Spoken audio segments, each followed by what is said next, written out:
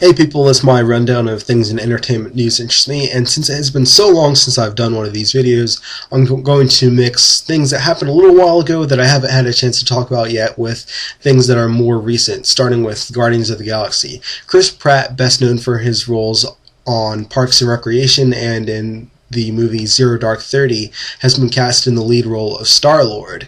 And I'm kind of surprised. I mean, I just started watching Parks and Recreation within like the last 2 months, so I just found out who this guy is.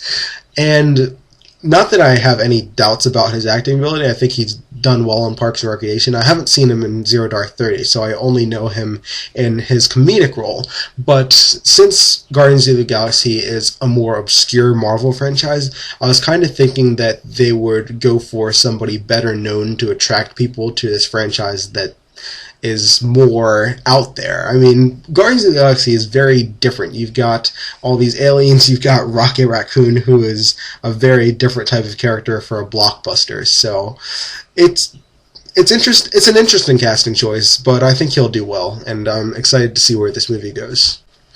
I posted a few links to some updates on X-Men Days of Future Past. Apparently the movie will take place over 10 years after X-Men First Class. Obviously there is time travel, so it's probably set at different times, but I think they mean the launching off point for the movie is 10 years after that. So James McAvoy's Professor Xavier and Michael Fassbender's Magneto will be 10 years older than we saw them in First Class. And also, it has been apparently confirmed that Shawn Ashmore, who played Iceman, Ellen Page, who played Kitty Pryde, and Anna Paquin, who played Rogue, will also be joining the cast of this movie. So a lot of people from the original trilogy are coming back, which is pretty exciting. I'm not sure how big the roles are that they'll have, but it will be exciting to see all these actors in the movie again. By now you've most likely heard that J.J. Abrams is directing Star Wars Episode 7, and I haven't been able to comment on that, so I wanted to briefly comment on that.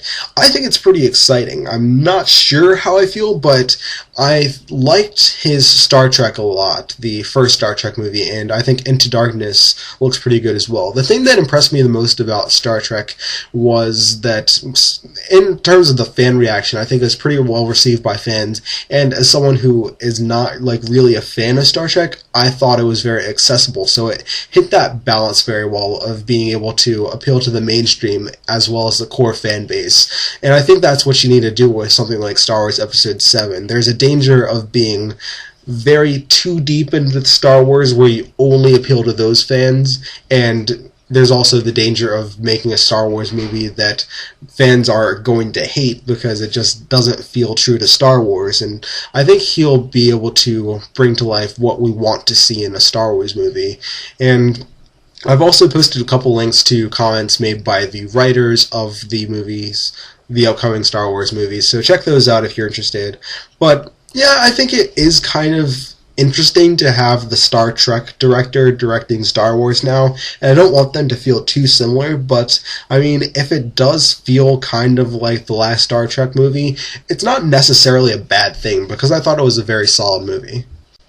There's reportedly talk of rebooting Gremlins, and I'm really not sure how I feel about this, because I think that Gremlins is a pretty entertaining movie, and the second one's pretty entertaining as well, but Gremlins isn't one of those like great stories that begs to be retold to a modern audience using cutting-edge technology. I mean, I don't think there's much that a reboot or a remake can do for Gremlins that you wouldn't get from just watching the old one, and nostalgia is helpful with that kind of thing as well, so I don't know. It depends on how it looks. If it looks like it's going to be a very fun movie and the script seems good, then maybe I'll get on board with this. But right now, the idea of another Gremlins movie just doesn't seem that appealing to me. I'm going to butcher these names, but Laeta Kalogridis and Patrick Lussier have been hired to write the next Terminator movie. Kalogridis was involved in Avatar, Shutter Island, and Alexander. Lussier was involved in Wes Craven's Dracula and My Bloody Valentine. So they are experienced writers, but I just don't know how to feel about this, because I'm a big fan of the Terminator franchise, and I think there is a ton of potential for this whole future war to tell that story in a 5th and 6th Terminator movie, do a 7th if you need to, but the way they've handled things, like with Terminator Salvation, really was disappointing, and it gets me to feel like nobody in Hollywood, nobody involved with this franchise seems to know how to do it well, how to focus on the important elements of the story and bring that to life, bring to life the things that the fans actually want to see. Like, Terminator 3 was pretty mediocre, but I can forgive it because it opened the door to Terminator Salvation and this whole Future War trilogy. Salvation was supposed to be an awesome movie, and it really had all the potential to be that, but they, with the whole Marcus Wright thing and not focusing on John Connor's story, they screwed up a lot. So, I don't know. I am keeping my fingers crossed that with Terminator 5 they'll be able to restore the good reputation of the franchise, but I feel like there's a good chance that they're going to continue to screw this up.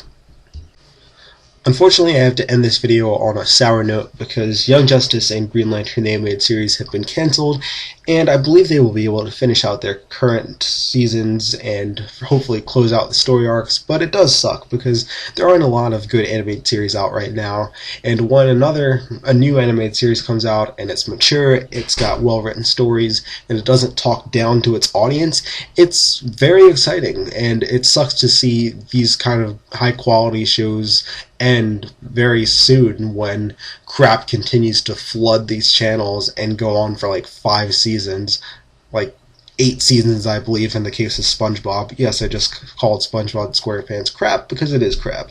So yeah, I'm very kind of frustrated with the general state of animation right now, and I don't know how to fix it because, I mean, I understand that television is a business, and if these like high quality shows aren't bringing in as many viewers as some other shows, then they can't sustain themselves because obviously it requires a lot to put out a high quality show. So I don't know.